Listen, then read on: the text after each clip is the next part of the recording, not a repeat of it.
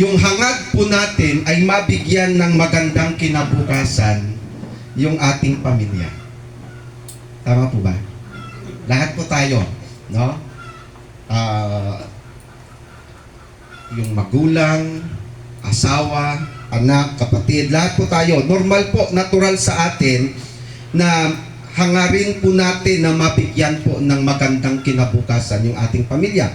So ginagawa po natin ang lahat para sa kanilang seguridad, tagumpay, no? Yun yung ating desire o yung goal po natin. Yung kaginhawaan, nais nating ibigay po sa ating pamilya, no? Kaya sa mga magulang, kaya todo bigay, no? Mula sa maayos na edukasyon, no? Sa magulang talagang pinapaaral ang mga anak, okay? Magandang tahanan, no? Gagawin lahat para magkaroon lang ng magandang tahanan.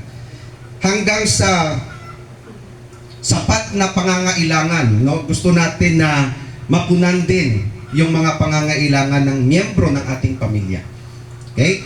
So yung mga nabanggit ko po, yan po ang natural na ginagawa po ng lahat.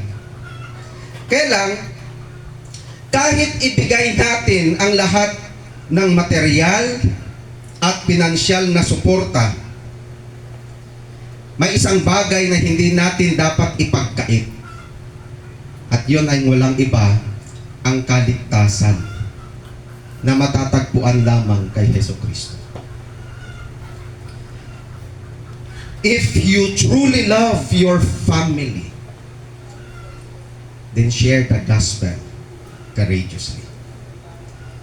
Sa Acts chapter 16, nabasa na po natin, makikita natin dito na kahit sina Pablo po at Silas ay nasa loob ng bilangguan, ginrab nila yung opportunity na makapagbahagi pa rin ng ebanghelyo. Okay? Alam na natin kung anong nangyari sa kanila, bakit sila napunta doon sa bilangguan. No? Kaya sila nakulong dahil anong nangyari? Pinalayas ni Pablo yung masamang espiritu doon sa batang babaeng alipin na nakakapanghula. No? Kung mapapansin ninyo, tama naman yung kanyang nung hinihula niya. No? Itong mga taong ito ay mga lingkod ng kataas-taasang Diyos. Tama naman. Kaya lang, araw-araw yun yung kaniyang ginagawa na inis si Pablo. No? Ang punto dito, bakit na inis? Tama naman yung hukula sa kanila. No? Ayaw ni Pablo paghaluin yung gawain ng Diyos at yung gawain ng diablo. Yung nagbibigay ng kapangyarihan para makapanghula yung babae na yun, yung diablo. Kaya si Pablo, nainis siya at sa kanyang nainis siya dahil hinarap niya yung babae at itinaboy yung masamang espiritu.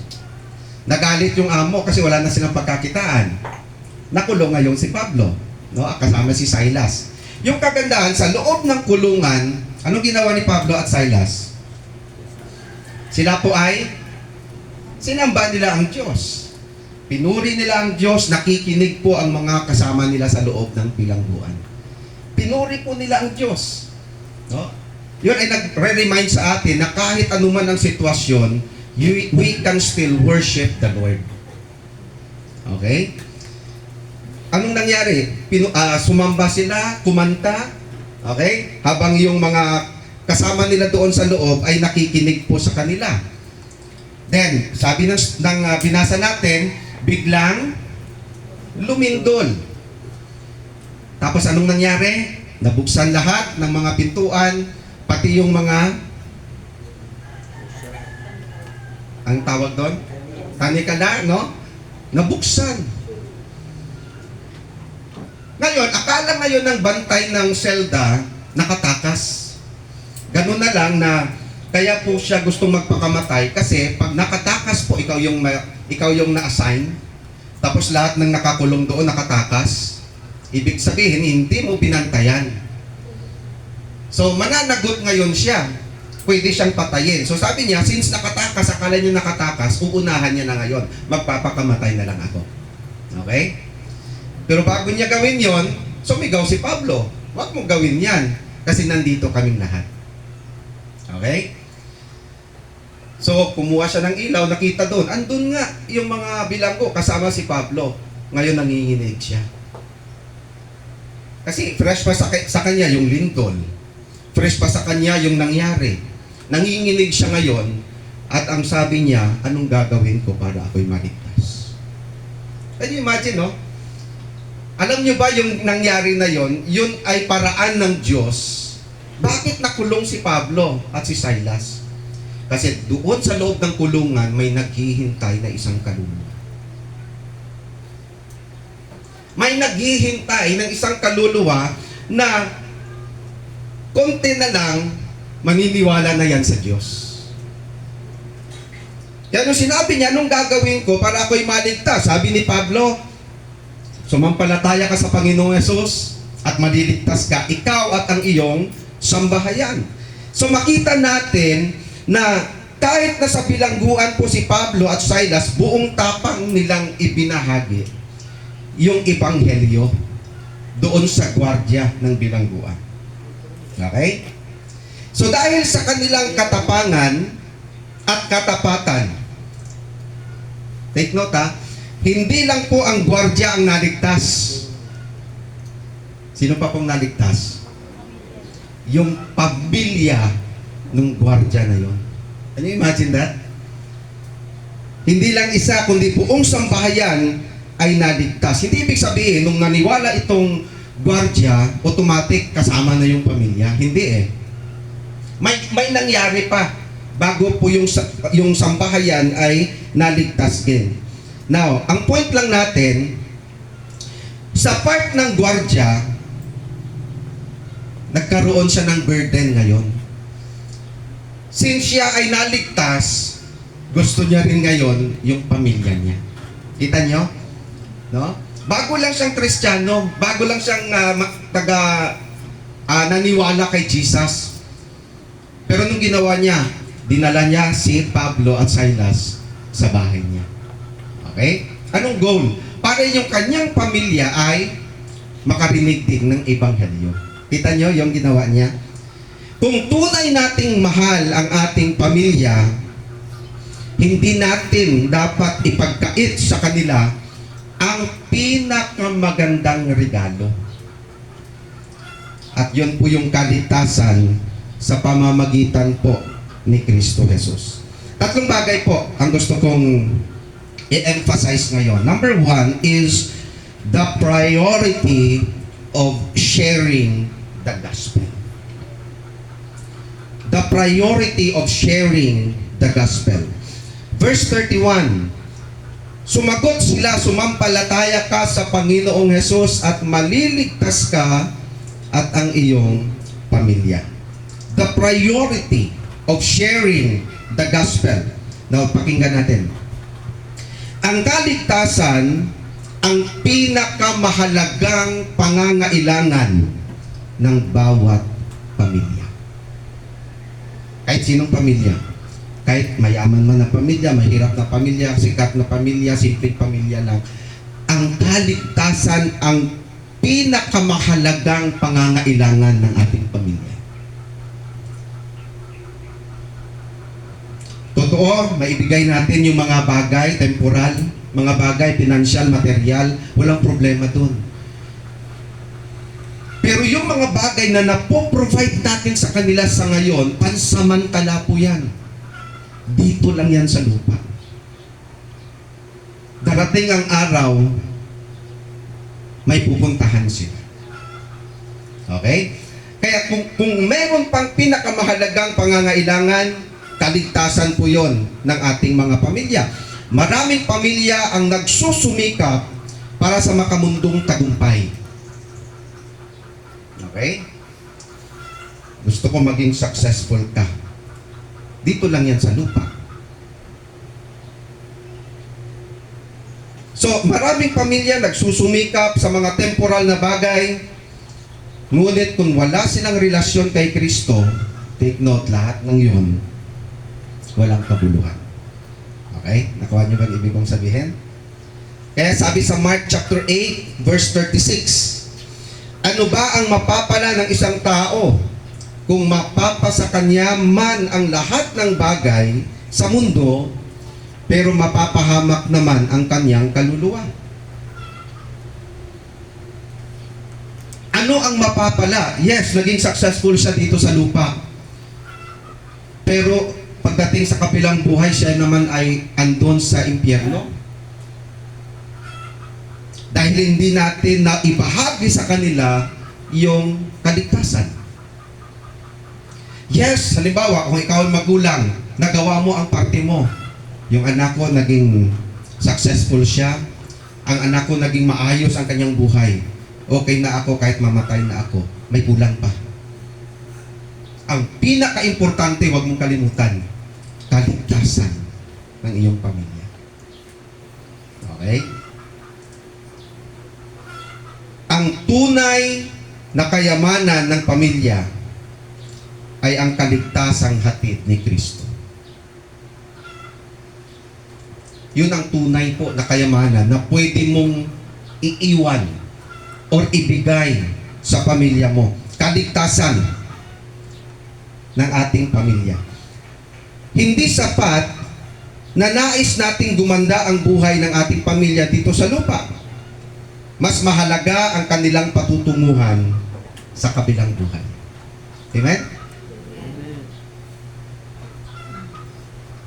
Hanggang kailan ba tayo mabubuhay dito sa mundo? Hindi natin alam. Okay? Pero sana wag tayong mag-focus lamang sa mga bagay na pansamantala. No? Yung eternal, yun yung isipin natin. No? Itong pamilya ko, saan kaya sila patutungo pagdating ng araw? Maraming pamilya ang hindi pa naliligtas dahil walang nagbabahagi sa kanila ng Ebanghelyo. At totoo po yan. No? Dito po ang gwardya or ang bantay po ng piitan, ang kanyang pamilya ay naligtas dahil si Pablo at Silas po ay hindi natakot, no, na nagbahagi po ng Ebanghelyo. In-invite sila. Pumunta ka sa amin kasi andun yung pamilya ko. Okay? So si Pablo at si Silas, hindi po sila natakot. Hindi po sila nag-alinlangan. In fact, ginrab nila yung opportunity, nagbahagi sila ng Ebanghelyo. Now, what if si Pablo at si Silas ay nananatiling tahimik? Naligtas kaya yung gwardiya na yon? What if nung nandun sa kulungan, tumahimik lang silang dalawa? Nung sinabi ng gwardiya, anong gagawin ko para ako'y maligtas? What if kung hindi sila nagsalita, naligtas kaya yung gwardiya na yon? What if kung hindi sila nangaral dahil natatakot sila? What if kung yung iniisip nila ay yung sarili nilang kaginhawaan? No? Importante makalaya tayo dito. So para makalaya tayo, so kailangan mag-ingat tayo, huwag tayong mag-share kasi kaya nga tayo nakulong kasi kung yun ang kanilang iniisip, siguro hindi naligtas yung gwardiya. Kung hindi naligtas yung gwardiya, hindi rin naligtas yung kanyang pamilya. Okay? Now, anong point? Marami sa ating mga mahal sa buhay ang hindi pa nakakilala kay Kristo dahil tayo mismo ang nag-aatubili o natatakot magbahagi ng Ebanghelyo ni Kristo. Minsan takot tayo, no? O nag-aalinlangan tayo na mag-share ng gospel. Ano ba yung gospel? Gospel ay good news. Good news patungkol kay Kristo. Yung ginawa ni Kristo, yun po yung gospel. Okay? So huwag po nating ipagpaliban ang pagbabahagi ng Ebanghelyo, lalo na sa ating pamilya. Bakit? baka bukas ay huli na ang lahat.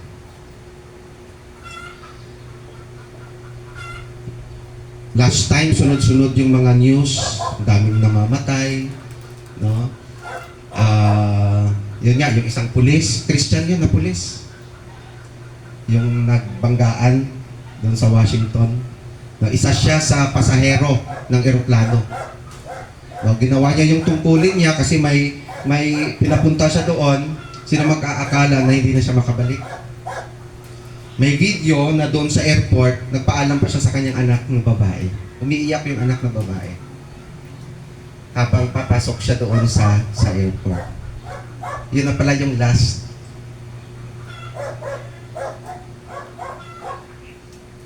Now, anong feeling natin na, halimbawa, dumating yung time, iniwan na natin yung ating pamilya, pero yung ating pamilya, wala pala silang kaligtasan. Okay tayo kasi punta tayo sa langit anytime. What if sila? Hindi ba natin hinihingi na dumating yung kamatayan, pero what if dumating nga sa kanila yung appointed time? Sila ba ay sigurado na napupunta sa langit? O ikaw lang ang nakakasiguro na ikaw ay pupunta sa langit? Kaya yun po ang burden. Now, huwag po natin ipagpaliban ang pagbabahagi ng Ebanghelyo kasi baka bukas wala na. May isang pulis din, no, taga Pantay Fatima. Last time nag-service kami doon, namatay po siya, 32 years old. Meningitis ang kanyang sakit.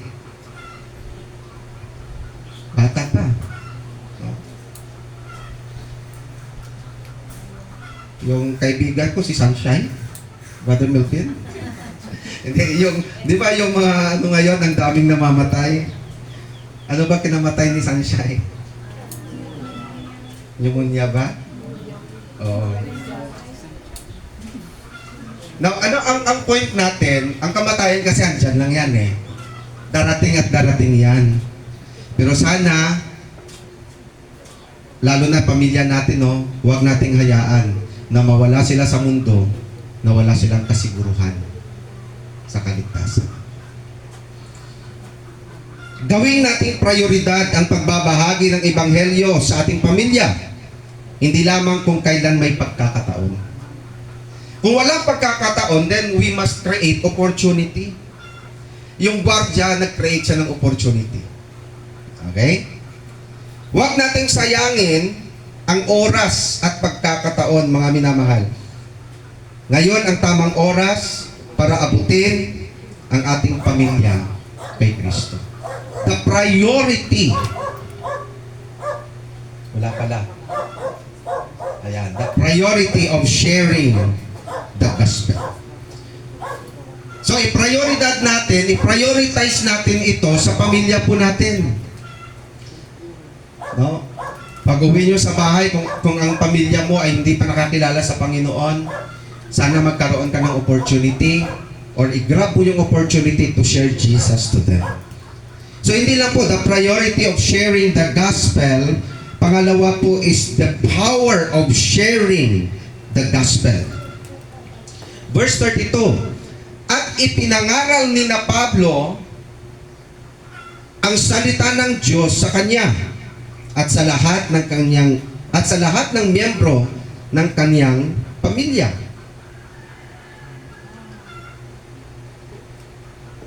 Now, kapag sumampalataya at tinanggap ng bawat miyembro ng ating pamilya si Jesus, may tiyak na pagbabago sa loob po ng tahanan. Okay? Malaking epekto po yun. Compare mo sa isang pamilya na parang anong tawag doon? Hindi balanse. No? May mga kapatid or maybe majority sa atin, marahil ikaw lang yung saved sa pamilya mo, no? Napakaganda kung buong pamilya ay ligtas, di ba? Meron naman ikaw yung ligtas, yung asawa mo hindi pa ligtas. Magulang yung ligtas, yung mga anak na hindi pa ligtas.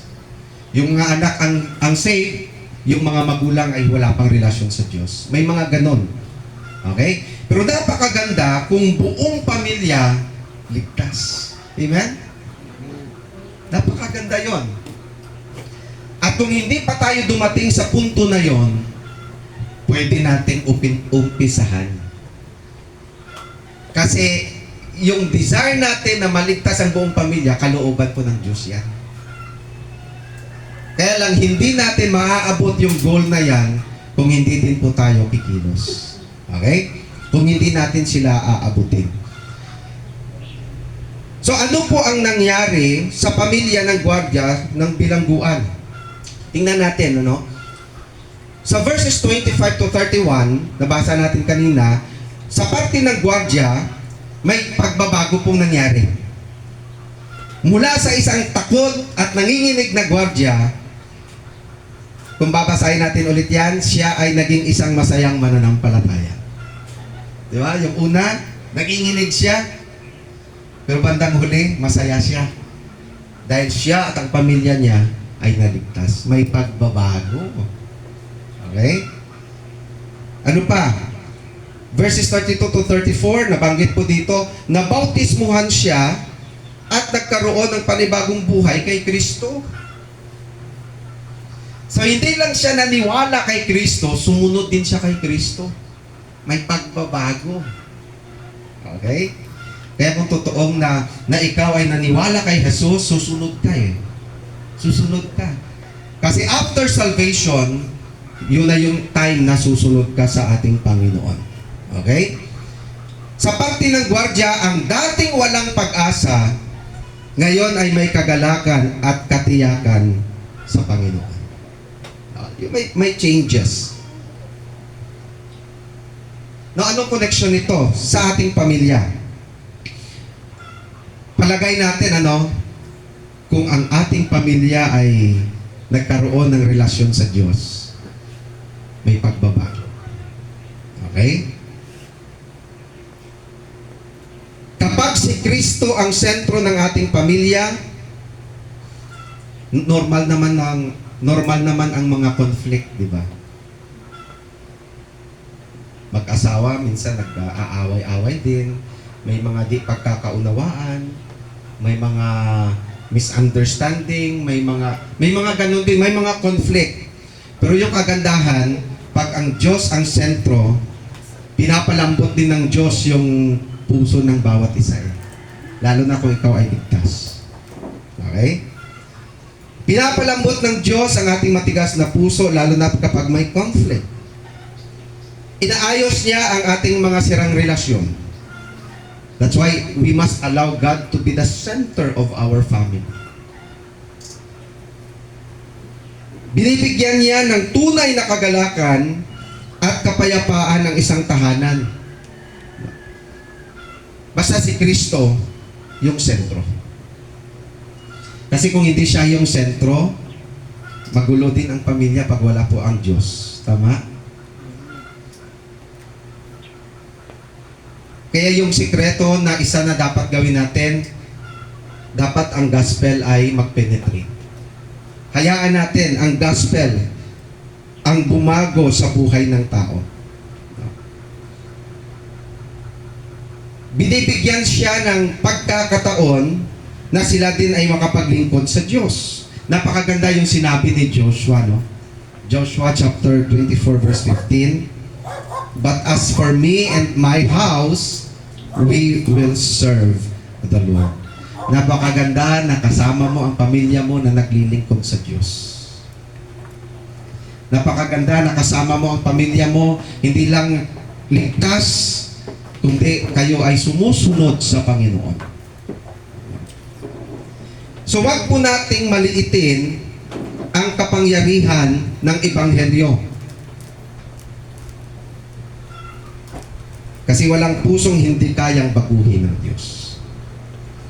Kung burden natin ang family natin, Pastor, mahirap abutin ng pamilya ko kasi napakatigas. Kaya hindi na ako nagsishare, Pastor. Now, don't underestimate the power of the gospel. Ang part lang natin ibahagi sa kanila. Bahala na si Lord mag-workout doon. Marahil ngayon hindi pa. Hindi pa yung timing. Pero hindi natin alam kung anong gagawin ng Diyos. Okay? So wag nating maliitin yung kapangyarihan. Maging patutuo ka sa iyong pamilya. Ipakita mo sa kanila kung paano ka binago ng Diyos. Minsan nahihiya tayong mag-share kasi kilala tayo sa ating pamilya. Tama ba?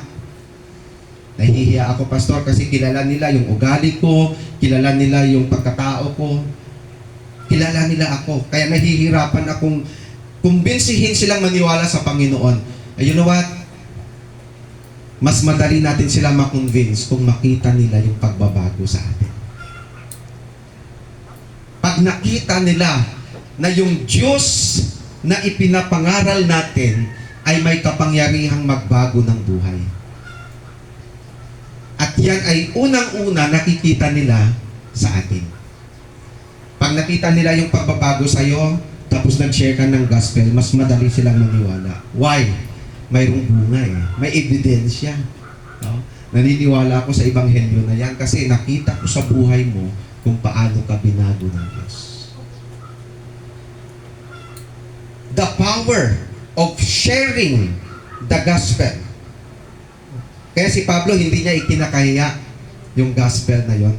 Ano sabi niya? For I am not ashamed of the gospel of Christ, for it is the power of God unto salvation. Di ba? Ito yung kapangyarihan ng Diyos para sa kaligtasan ng bawat sumampalataya doon sa gospel na yon. So the priority of sharing the gospel, gawin nating prioridad ito. No? Huwag na nating sayangin ng oras. Make it a priority.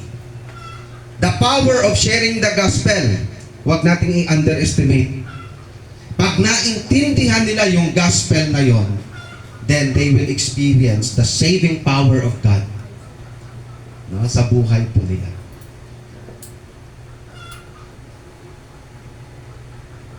Yung part lang natin ay ibahagi, mamuhay tayo, ipakita natin kung si Kristo sa buhay po natin. So not only the power of sharing the gospel, and lastly here, the perseverance in sharing the gospel. Marami sa atin ang nag-aalinlangan dahil sa takot. Okay? Takot tayo ma-reject.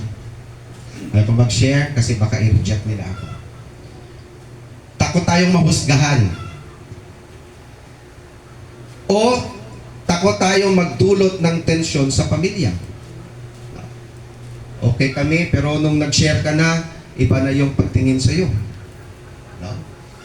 Palagi na lang silang galit kasi iba na ngayon ang pagtingin nila sa'yo dahil naging Kristiyano ka na. So minsan takot tayo mag-share sa ating pamilya kasi baka mag-iba ang pagtingin nila sa atin. Pero sasabi sa 2 Timothy 1:7, sapagkat hindi tayo binigyan ng Diyos ng espiritu ng katakutan, kundi ng kapangyarihan at ng pag-ibig at ng kahusayan. Okay? So, sina Pablo po at Silas ay hindi po natakot. Yan ang nakita natin dito. No? Kahit sila po ay nasa loob ng kulungan. Ngayon, kung hindi po ikinahiya ni Pablo at Silas si Kristo, ano kaya ang ating maidadahilan? Bakit hindi tayo mag-share ng gospel sa pamilya po natin?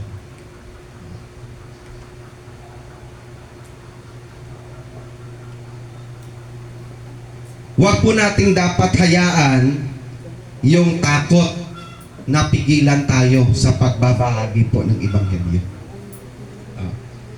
Sana yung mangibabaw sa atin, yung burden, yung love. Paano na lang ang pamilya ko pag hindi ko ito nashiran patungkol kay Jesus? Paano na lang kaya sila? Okay?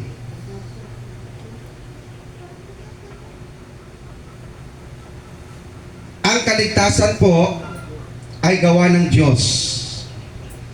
Ngunit tayo ang kanyang ginagamit bilang kanyang mensahero. Tandaan natin hindi tayo yung nagliligtas. Tayo po ay instrumento lamang para abutin lang sila ng Ebanghelyo. Yun lang ang assignment natin, yun lang ang mission natin. Hindi tayo ang magliligtas sa kanila. Yun po ay trabaho ng Holy Spirit. Pero paano magtrabaho ang Holy Spirit sa buhay nila kung hindi nila narinig ang gospel? Kasi pag narinig nila ang gospel, doon magtatrabaho ngayon ang Holy Spirit sa buhay po nila. Okay? So maaari po na sa ating pagbabahagi ng Ebanghelyo sa ating pamilya, maaaring may mga tututol.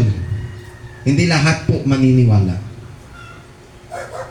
May mga hindi naniniwala.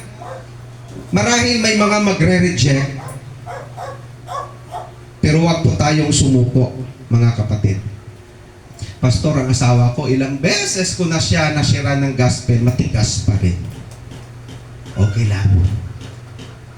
Huwag kang sumuko. Kasi may proper timing si God. Okay? Huwag tayong sumuko. Paglipas ng panahon, makikita po natin ang pagkilos din ng Panginoon sa buhay nila. Okay?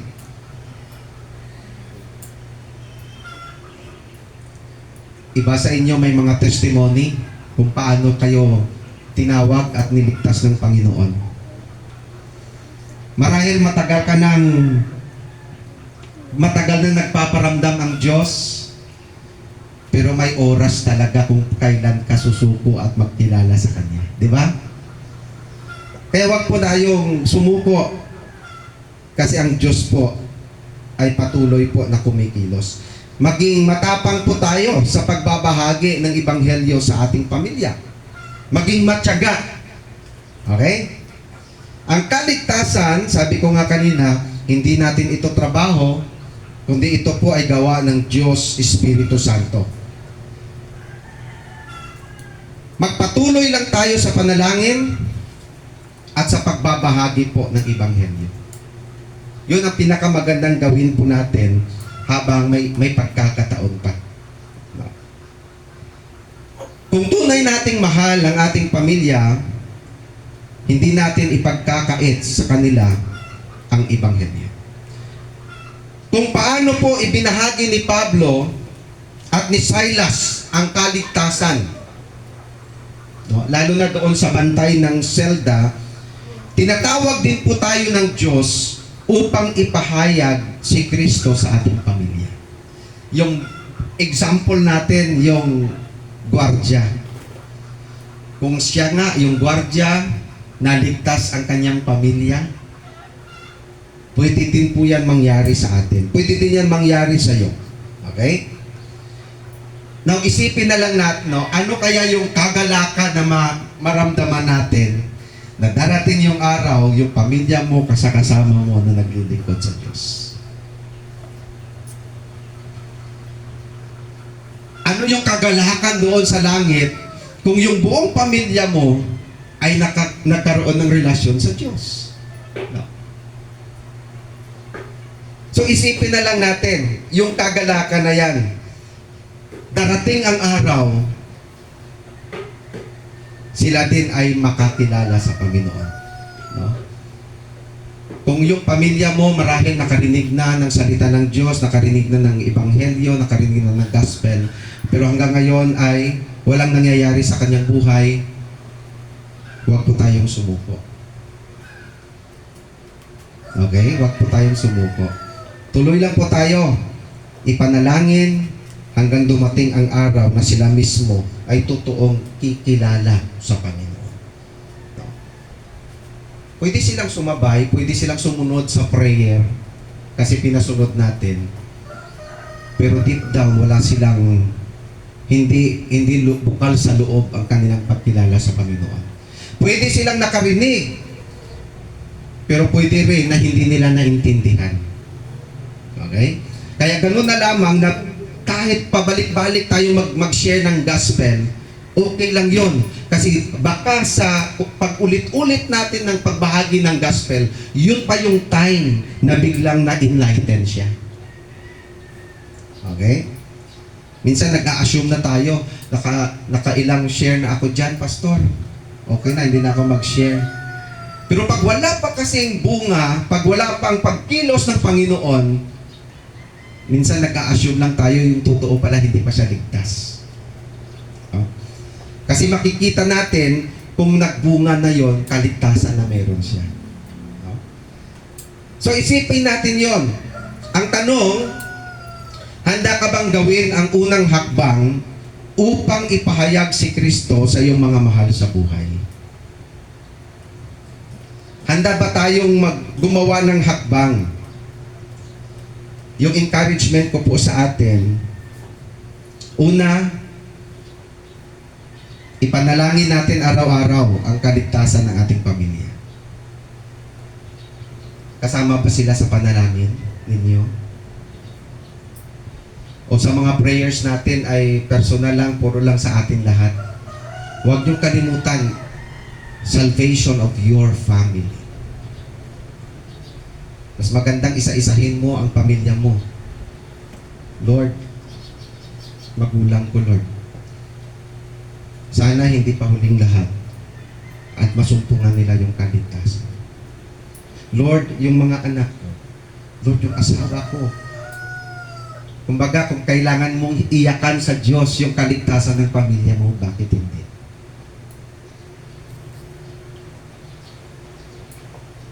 Ipinalangin araw-araw sa Diyos yung kaligtasan nila.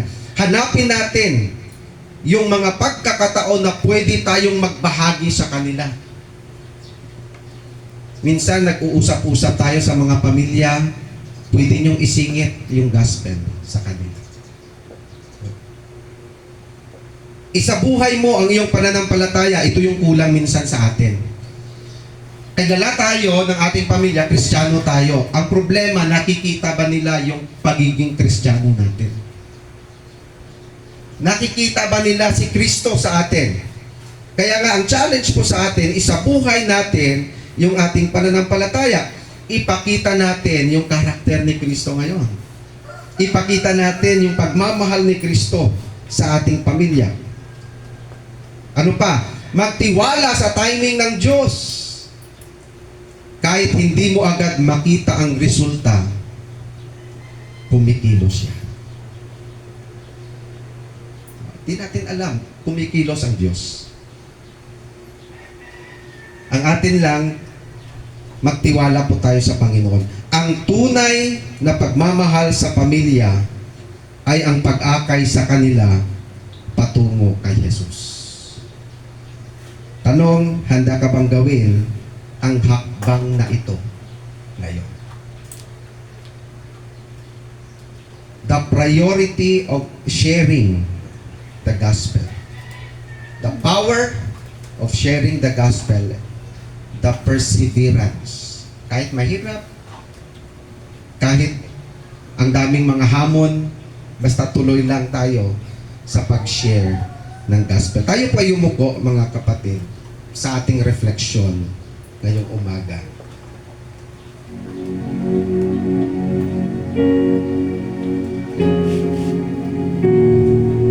Kapatid,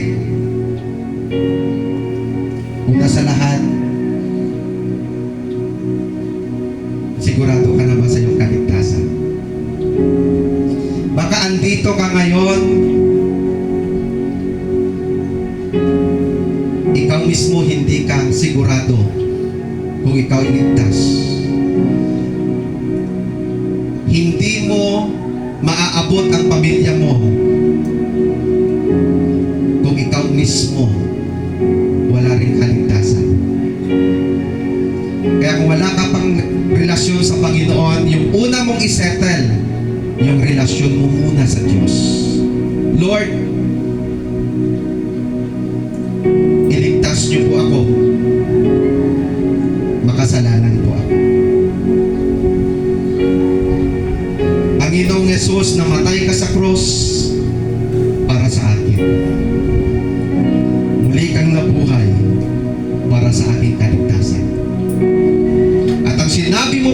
Jesus na ang sino mang sumampalataya sa iyo ay maliligtas. Ngayon, sumasampalataya ako sa iyo, Jesus. Iligtas mo. Kung totoo ang pagsampalataya mo kay Jesus, ililigtas ka niya ngayon sa impyerno. Ngayon, kung ikaw ay ligtas na dahil naniwala ka kay Jesus, sumampalataya ka kay Jesus, isipin mo ngayon, paano naman pamilya mo? Lord, gusto ko rin silang maligtas dahil may kaluluwa din sila. Lord, habang sila po ay buhay pa, habang may pagkakataon pa, Panginoon, Lord, sana makilala ka nila sa buhay nila, O Diyos. Ayaw ko silang mawala, Panginoon, na habang panahon sila ay pupunta ng impyerno. Lord, nais ko silang magkaroon din ng relasyon sa iyo. Yan din ang gusto ng Diyos sa iyo, kapatid. Gusto ng Diyos hindi lamang ikaw ang maligtas, kundi pamilya mo gusto niya maligtas din. Yan ang sabi ng Panginoon, pwede ba kitang gamitin? Ibahagi mo sa pamilya mo ang ebanghelyo. Yung ginawa ko sa krus ng Kalbaryo, kailangan mong ibahagi yan sa kanila para sila ay maniwala din sa akin. Willing ka bang maging instrumento? Willing ka bang maging isang kasangkapan para abutin ang sarili mong pamilya? Kapatid, nagsishare tayo sa ibang mga tao na hindi naman natin kadugo. Pero andyan ang pamilya natin. Walang kasiguruhan sa kanilang kaligtasan. Anytime darating ang kamatayan, wala silang alam kung saan sila pupunta. Okay lang ba sa'yo na nagsishare ka sa ibang tao pero pamilya mo napabayaan mo? Okay lang ba sa'yo na yung ibang tao naligtas pero ang sarili mong pamilya nangangailangan din ng kaligtasan? Ngayon ikaw naligtas na. Ikaw ang gagamitin ng Panginoon. Lord, gamitin niyo po ako. Bigyan niyo po ako ng lakas ng loob na maibahagi ko sa aking pamilya. Ngayon pa lang ipanalangin mo na yan, kapatid. Lord, plano ko, Lord, na kausapin personal yung bawat miyembro ng pamilya ko. Sana sa oras na kausapin ko sila, ibahagi ko ang ebanghelyo, Lord, ihanda mo ang puso nila, Panginoon. Kumilos ka, Panginoon, na habang sila'y nakikinig, matanggap nila yung kaligtasan. Gamitin mo ako, Panginoon. Sana ganyan po ang desire natin. Hindi pa huli ang lahat. Habang may panahon pa, i-grab natin ang opportunity. Malay mo, sa pagkakataong ito, sa pagbahagi mo ng ebanghelyo ni Kristo, ito na pala yung perfect timing ng Diyos. Ito yung time pala na kikilalanin niya ang Panginoon sa kanyang buhay. We do not know. Pero ngayon pa lang ipanalangin ko sila, Lord, maawa po kayo sa aking pamilya. Sa asawa ko, Panginoon, ang tigas. Palambutin niyo po. Lord, ang aking mga anak, kahit gusto ko man silang bahagian ng salita mo, Panginoon, Lord, ang tigas ng puso nila. Pero alam ko, powerful ka, God. Kumilos mo kayo. Use me, Lord. Ikaw po ang magbigay ng lakas ng loob sa akin. Maibahagi ko lamang ang ebanghelyo. Lord God, thank you, Lord,